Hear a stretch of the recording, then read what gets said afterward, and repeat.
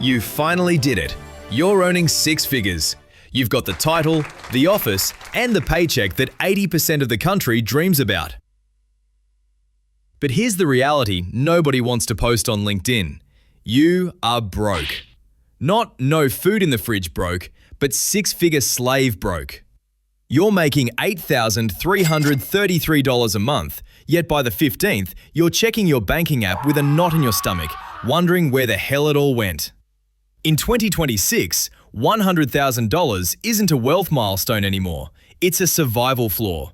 It's the new $60,000. While you were grinding for that promotion, the goalposts didn't just move, they were sprinted into another zip code. Today, I'm going to show you the invisible tax that is bleeding your bank account dry, and why your high income status is actually a trap designed to keep you working until you're 70. If you don't understand the rule of 44 that I'm revealing at the end of this video, you will stay a Henry, high earner, not rich yet, forever. Let's look at the numbers that the banks don't want you to see. To understand why you feel poor, we have to look at the purchasing power collapse. Back in 2016, a $100,000 salary allowed you to live like a local king in most US cities. You could afford a home, 2 cars, and a family vacation without sweating the grocery bill. Fast forward to today. According to the latest CPI data, the cumulative inflation over the last decade has effectively gutted the US dollar. What cost you $100 in 2016 now costs roughly $145. That means to maintain the exact same lifestyle you had 10 years ago, you shouldn't be making $100,000. You need to be clearing $145,000. If your salary didn't increase by 45% in that window, you didn't stay level. You took a massive, invisible pay cut. But it gets worse. Let's talk about the paycheck-to-paycheck epidemic. Internal data from major banks like Bank of America and Lending Club shows a terrifying trend. 44% of Americans earning over $100,000 a year report living paycheck to paycheck. That's nearly half of the six-figure club. We are witnessing the death of the middle class and the rise of the working rich. People who have high velocity of money coming in, but zero retention. Why is this happening? It starts with the degree trap. For decades, the American dream was sold as a linear path. Get the degree, get the $100,000 job, buy the house. But the cost of entry has skyrocketed. The average millennial or Gen X high earner is carrying a mix of debt that would make a small nation tremble. We are looking at over $1.65 trillion in total student loan balances in the US right now.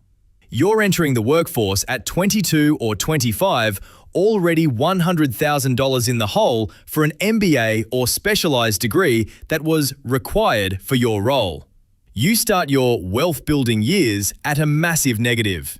By the time you hit that $100,000 salary, you aren't building a future, you're just servicing the past. Let's look at the squeeze. In 2026, the average rent for a one-bedroom in a high-opportunity city like New York or San Francisco is hovering around $3,500 to $4,000. Even in affordable hubs like Austin or Dallas, the Carrie Bradshaw Index, which measures if you can afford to live alone on 30% of your income, is failing for the first time.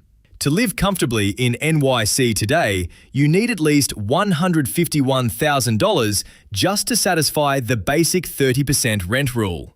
When you make $100,000, Uncle Sam takes his 22 to 25% cut. Then the 401k takes 10%. Then the health insurance takes $400. You are left with roughly $5,800 a month. If your rent is $3,000, you are already house poor before you've even turned on the lights. This isn't a failure of your work ethic, it's a systemic failure of the currency. You are running a race where the track is moving backward faster than you can sprint. And that brings us to the most dangerous part of the $100,000 trap: status debt.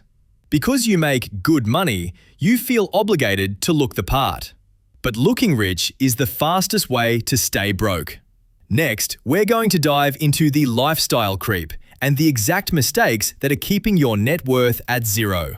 Here is the psychological warfare no one tells you about. When you hit six figures, your social circle shifts.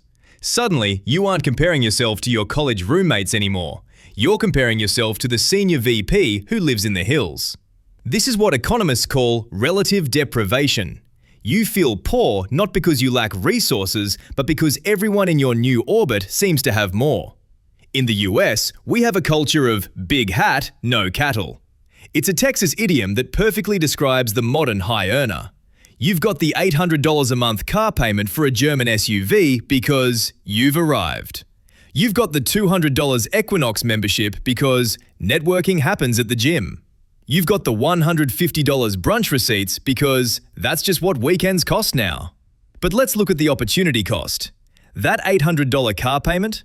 If you took that same money and put it into an S&P 500 index fund with an average 10% return, in 30 years, that car, which is currently depreciating in your driveway, would have been worth $1.8 million.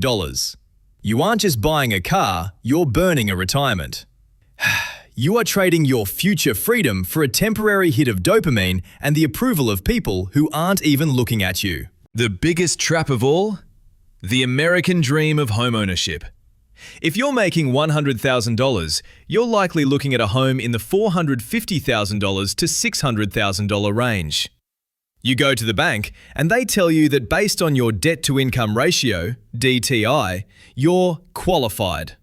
The bank is lying to you. The bank's job is to maximize their interest, not your net worth. They'll approve you for a mortgage that consumes 43% of your gross income. But remember, your gross income isn't what you take home. After taxes and insurance, a bank-approved mortgage can easily swallow 60% of your actual liquid cash. Then comes the phantom costs. Property taxes in states like New Jersey or Illinois can add another $1,000 a month. HOA fees? Another $400. Maintenance? The 1% rule says you should set aside $5,000 a year for repairs. When you add it all up, you aren't an owner. You're a glorified caretaker for a bank. You are house poor. You have a beautiful kitchen, but you can't afford the groceries to cook in it because your mortgage is a financial black hole. To bridge the gap between their $100,000 salary and their $120,000 lifestyle, most high earners use the credit card float.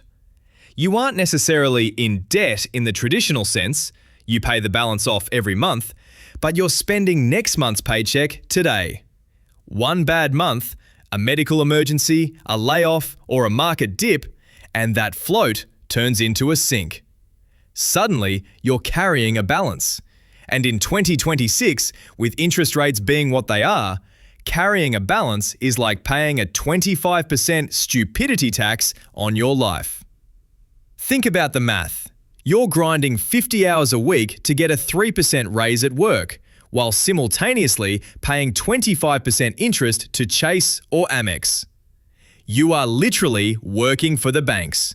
You are a high-income sharecropper. You're harvesting the crops, but the landlord is taking the lion's share before you even get a taste.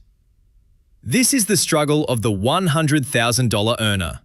You have enough money to be a target for every predatory financial product on the market, but not enough financial literacy to realize you're being hunted. So, how do we fix it? How do we stop being Henrys and start being actually wealthy? That requires a total rewrite of your financial operating system.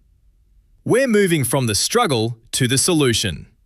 If you're ready to stop the bleed, listen closely to these 3 steps. It's time to stop playing defense and start playing offense.